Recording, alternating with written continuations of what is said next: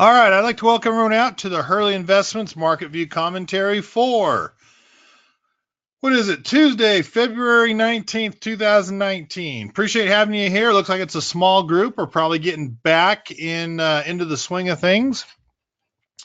But I think this will be important for you. I think it's something that you need to pay attention to and work on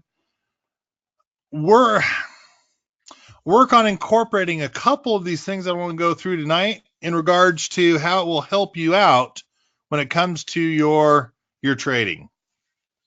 So plain simple, what I'm talking about today comes down to have things gone my way in this year's stock market.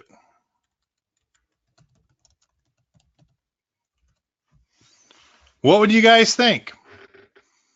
You guys hear me each week. You see some of the things I'm doing. You know what I'm in. What do you think?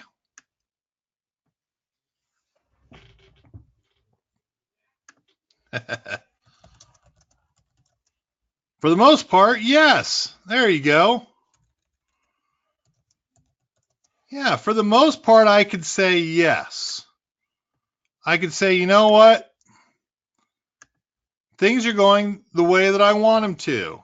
Apple coming back, Disney, Visa. Let me take a quick peek. I've got a list somewhere in my notes here. Oh, come on. Where is it? So if I was to go through Ford, Bank of America, Facebook has been significantly higher. Red Hat's okay. I've got some maybes. And actually, Under Armour would be a maybe, and I want to take Facebook out of there. I'm going to put Facebook as a maybe. And I am kind of basing this off of my most recent earnings. What else do I have that's a maybe? Well, actually, Zion's Bank is a definite option right there. I would also say AOBC looks good. FCX until today was a maybe, but we got a big run on FCX today, Freeport McMoran. And then my nose would be Altria. Baidu is a no as of right now. Marvel is a definite no as of right now. Intel, I would call a no right now, although I've only got one position there. We do have the IBB that I think has been a good one for me so far.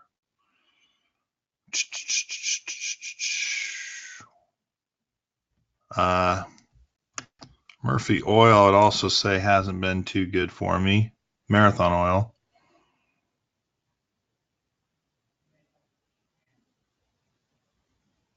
And that's probably it. So there's my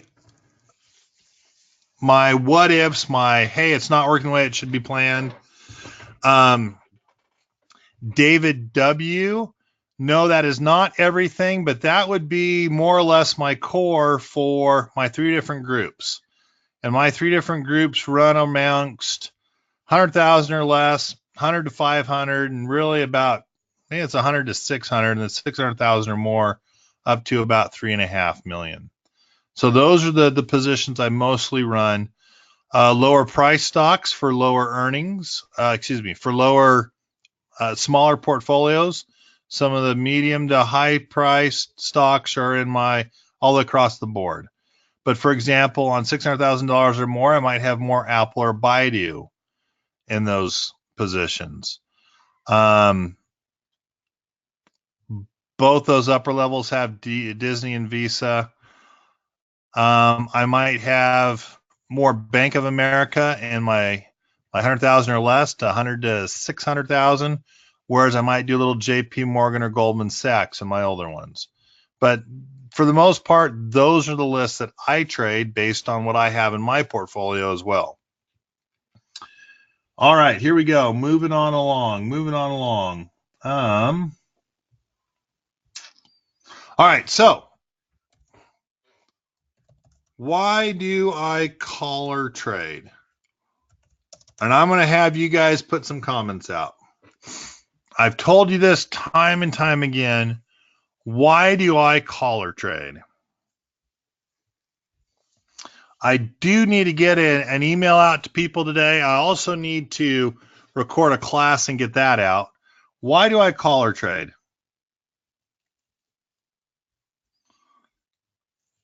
I have a separate question. I'll get there in a second. There we go. Okay, so I'll give you that one, Lance, because I don't always get it right. That's a good answer. Why do I collar trade? Jen. I collar trade to pick up more shares, which is also part of the answer. I see two of you said to make up something on the way down. That is true. I'm not a believer in, hey, it's the market's fault, I'm not going to do anything. I always am active managing, so I'm trying to do something for my clientele.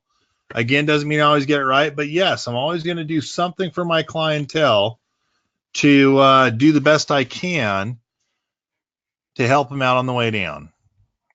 So those are all reasons. But to put that into plain English, it's to weather the storms, to make more as things come back. So, biggest risks to me, whipsawed on technicals, which in this area are tweets apparently as well.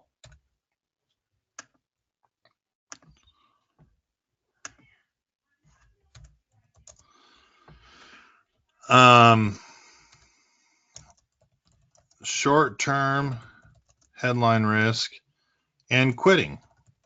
If you go back a couple, I don't remember when it was, but I think it was 3 or 4 sessions back. I explained my story on how I quit on Boeing. 2 years and I quit on Boeing. 2 years and I'm sitting there just pissed off at Boeing. And for crying out loud, I quit. I'm done with Boeing. I'm done. It's not working. It's going to come back. I got clients talking me into saying, hey, I'm done. Let's go to something else. And so I gave up on Boeing, and 6 months later, the freaking thing had doubled. All this time I sat in this, hey, it's going to go to the Dreamliners are going to make so much money. And I quit on Boeing. And I just sat there and I was just, man, I was kicking myself. I'll be honest with you. I was kicking myself to the point where it taught me a huge lesson. And my huge lesson was don't give up on something that you've done all the research and you know that in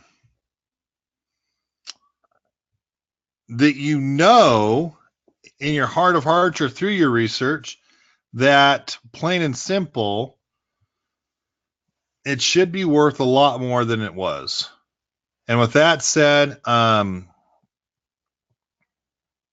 you just got to be smart. You just got to be smart. We had a question directly related to Freeport-McMoRan. And the question was, what are the chances FCX will be bought out by ABX, right? And I wouldn't think Freeport-McMoRan would be bought out at all. There's no way I see Freeport-McMoRan being bought out. Well, that's million. Yeah, with a $19 billion market cap, and all the debt, and the fact that they did buy a bunch of mines, but I wasn't sure those were gold mines. I'm not sure I could see Barrick or ABX buying them out. I don't. That doesn't make any sense. I mean, they were upgraded today on a they were upgraded today, and that was the move on their position. But I don't see a buyout anywhere on their future. And I don't see the buyout.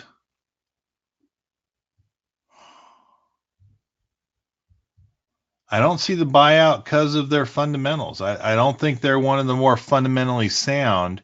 I think they're over leveraged. So I wouldn't think that FCX would be a strong buy. Excuse me, a strong takeover.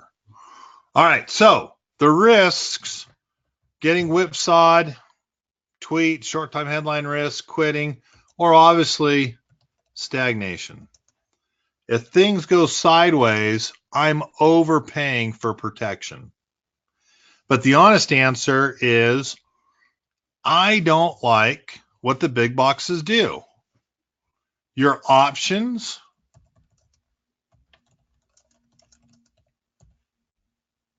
are the big box firms. So if you like not talking to your advisor, this is the way you go. Out of curiosity, how often do you think you would speak to an advisor at Goldman Sachs, at JP Morgan, at Vanguard? I mean, really, how much do you think you would talk to your advisor? Never. That's a good answer. I like that one. Maybe once a year. So, Mary, if I could ask you, when would that once a year happen, do you think?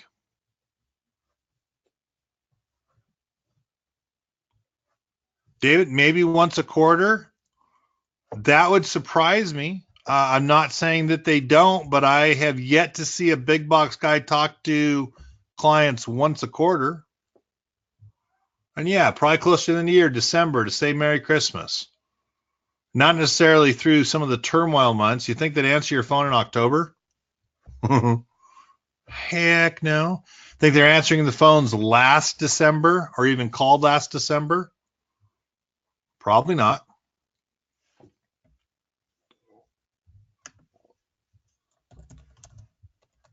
Just waiting it out.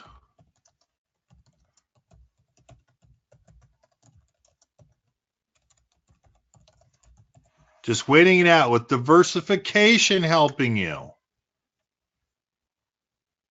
If you're okay with that, that's what you get. You get averages. One more time. Averages are not your friend. What do I mean by that? Story of the dollar over 2008 through 2009. So here we go. How much did you lose in 2008? What was the market loss?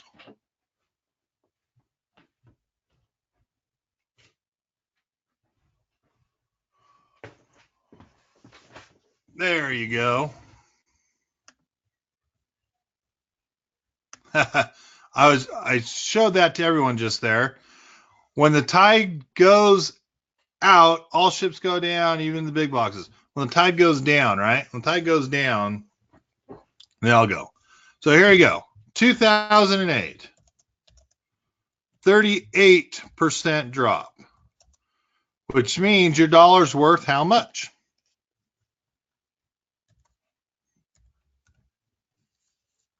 There you go. Some quick typers there, 62 cents. 2009, I happen to know, was a 23.45 gain. So pretty interesting. 62 cents, right? Gains 62 cents gains 1.023, a 23% gain. Come on, Hurley. Tells me your dollar is now worth, crying out loud, 76 cents. And the funny thing is, they'll tell you it's 37, and so here's your average. So you lost 15% over the last 2 years. Meaning your dollar is down 15%. And you think it is worth 85 cents. Is your dollar worth 85 cents?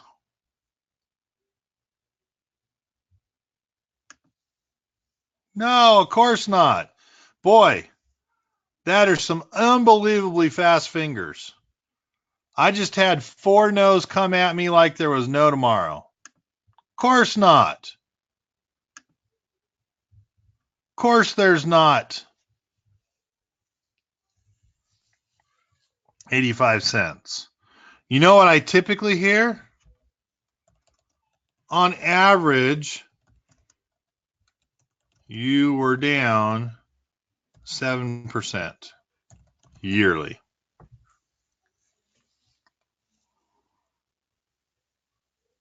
And you think you have 93 cents of every dollar.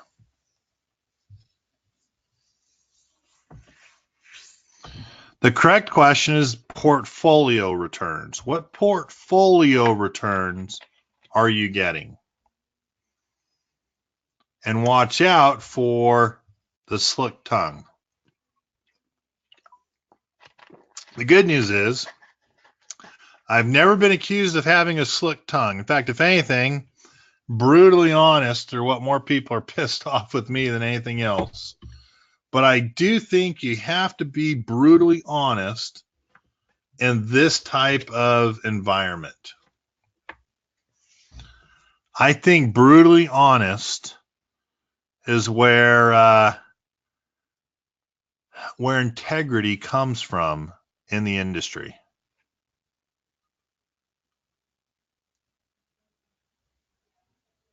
And I think you have to have some patience with the system. Sometimes you're not going to get any one stock out of 5 or 6 that come back. But you're also not taking an index and taking the bad with the good. You're fundamentally choosing the best positions available to you. Just a little thought process, because sometimes things get frustrating and sometimes things are uncertain. Where will the stock market end? It's anyone's guess. I couldn't tell you lower or higher. In all honesty, the reason why is because even though we are still technically bullish on all of our charts, we're not, well, we've got some events coming up. We've got some events that are changing some things. As you notice on your RSI, I'd probably need to move this over. On your RSI chart, we're just touching that, hey, it's time to sell off because we're oversold. In fact, this is a bad position to put this chart in. Let me move this up just a little bit more. There we go. We've also been, not oversold, overbought. I am sorry. We're just touching our overbought. We've been overbought on big money for quite a period of time here. Overbought on stochastics, overbought with big money. We're creating more of a divergence off of the 200-day and double that off of the 50-day. And usually when you get a divergence too far, a standard deviation away from that 50-day, you start to see a rip-roaring pullback to test your 50-day again. So interesting, at least on the Dow. There's 30 stocks for you. Looking at a little more productive or broader range, the S&P 500. I use the SPX. I think it's 539 in this one. You see exactly the same thing. Exactly the same thing. And then obviously, if you're going to run out to the NASDAQ, pretty close. All three indexes are there, except for the fact that the NASDAQ is right now just fighting to get above the 200-day. First time I believe today that it closed just under 86, and it was 74.67. So yeah, we're closing above the 200-day, first day. Nice to see. Don't know if that means a bounce or more. Looking at February, I'm finally going to go positive on February, but it really comes down to not earnings, but FOMC rate minutes. And I waited to save this. China deal update. Are we going to go for tariffs?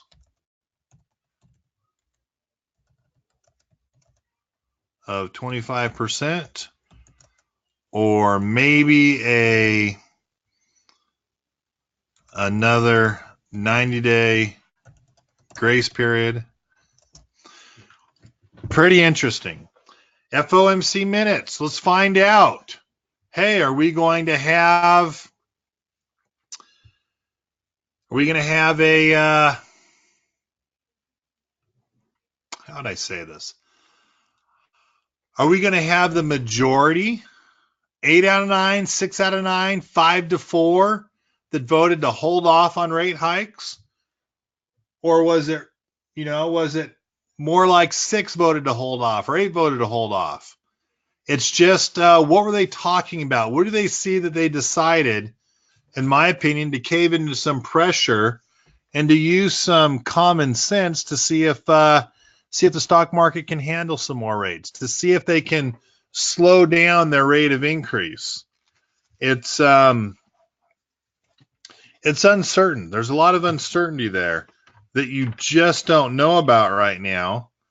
And those FOMC minutes are going to be very interesting to read through.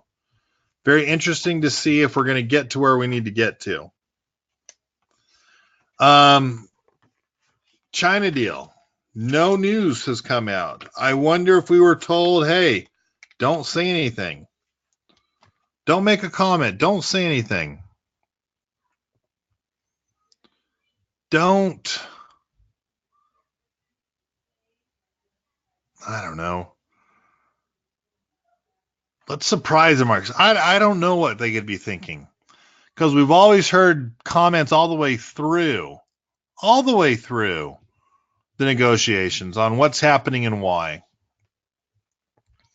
So I think you need to be a little bit smarter. I think you need to think to yourself, all right, I would probably say nothing can get done. There's not enough time, but I would expect a 90-day grace period. In good faith, things are moving forward. And that would be huge. That would mean things are moving the way they want to. We don't have to listen to a Kudlow or a Ross or even She for that matter. We can just assume that there is some progress and it's going the way that we want it to. Nothing internationally that pointed anything out to me. Some earnings coming up from Baidu. In fact, let me just go through the news I put in here. Interesting article on Disney, where they're forced to transform their business, which I disagree with. I do not think they are forced to change their business. I think they want to try to capture some more money. Maybe licensing $150 million was too little. Instead of negotiating higher licensing fees, they're spending billions for their own platform. They're also moving to interactive media or digital media, which means that they're moving away from media networks, which is common TV, And apparently they bought in that people aren't watching TV anymore, which is kind of funny, to be honest with you. But obviously, if you read through the article, the transformation is they're really hoping for better returns down the road. And they're willing to spend quite a bit of money for it.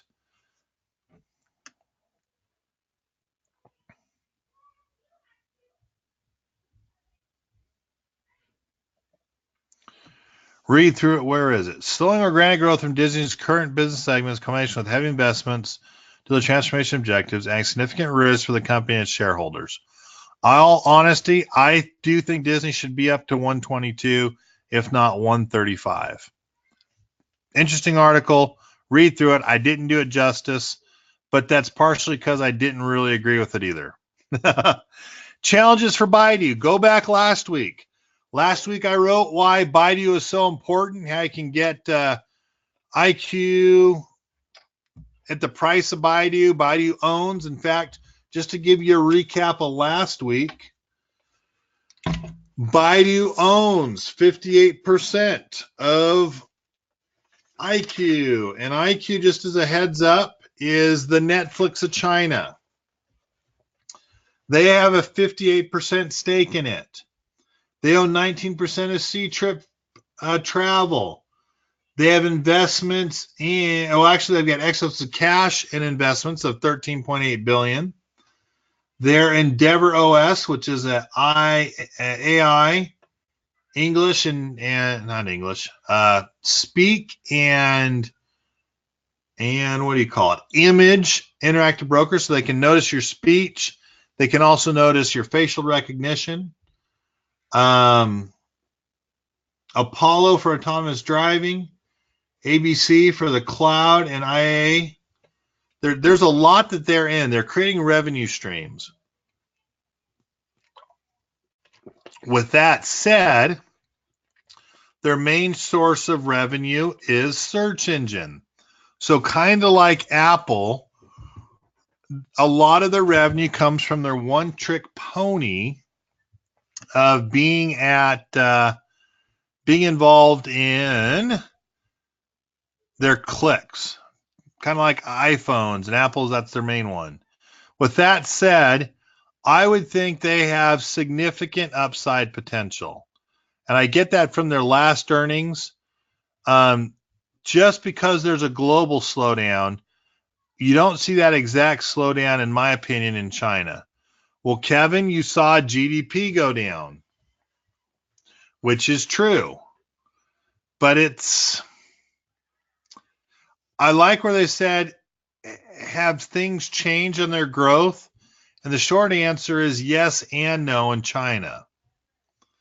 It's an interesting thought pattern. So if you read through here, the short answer, are they going to make as much on their search engine?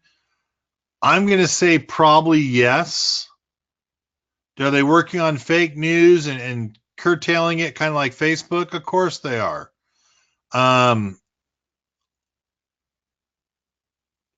think they're doing great in creating new revenue streams. Do they have a high valuation? Yes and no. It depends what you're looking at. It's just an interesting article. Again, I don't necessarily agree with it, but I do think it's good to look on both sides of the fence. Don't just look at all the green grass side. Go ahead and look over the fence for the hills, the weeds. Find out what your risks could be. I had a lot of people talk about asset allocation models recently. Kevin, what about a 40-60 asset allocation model? There's protection. With all due respect, I call BS.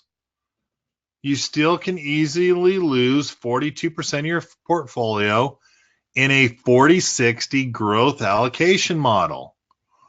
Most people don't understand bond risk. I found off of Investopedia all you need to do to understand bond risk, and how just because you buy a $1,000 bond With rising interest rates, that bond can be worth as little as $558 if you try to sell it back today with an interest rate increase like we had last year.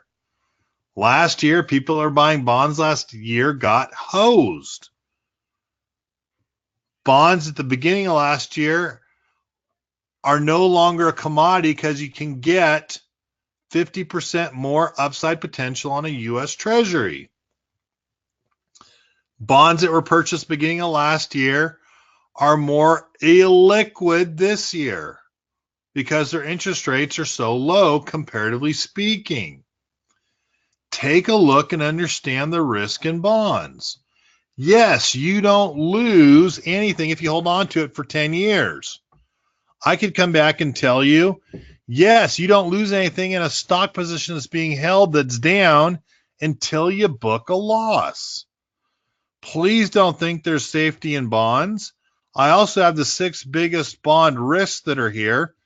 And again, number 1 is interest rate and the price of the bond. Come on, people. Reinvestment risk and callable bonds. If bonds get too expensive, the principal can just, or the issuer for that matter, can buy them back and issue new ones with much lower interest. Credit and default risk of bonds, rating and downgrades, liquidity risk of bonds, and there's a huge liquidity risk right now in bonds based on how much the interest rates have gone up last year to this year. You got 1 whole percentage point or a 50% increase in treasury bonds. Interesting article on why German warned us about our auto tariffs, and really what it comes down to are imported vehicles versus U.S. vehicles, and all Trump is going to try to tell you is, hey, how do I say it? Hey, you got to pay attention that they're charging us 10% for our vehicles. We're only charging them 2.5%. We should raise our price up to plain simple, match their tariffs. And I think I need to get the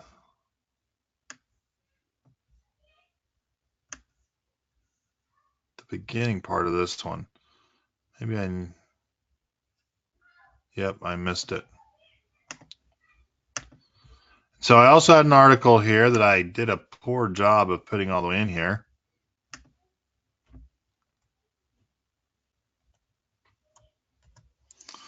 On some stocks that could surge on a China deal. So just something interesting for you to pay attention to and to look through a couple things that could pop pretty quickly. Any questions you guys have for me tonight? Nice to see we had some more people come in. Any questions you guys have that I can try to answer for you tonight?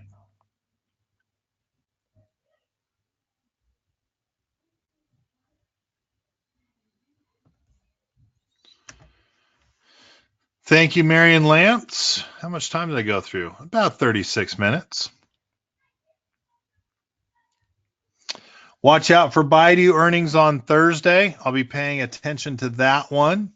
Pretty sure they need to come up. Not pretty sure. They need $1.82. And really, Baidu is another one that could pop up to 200 immediately with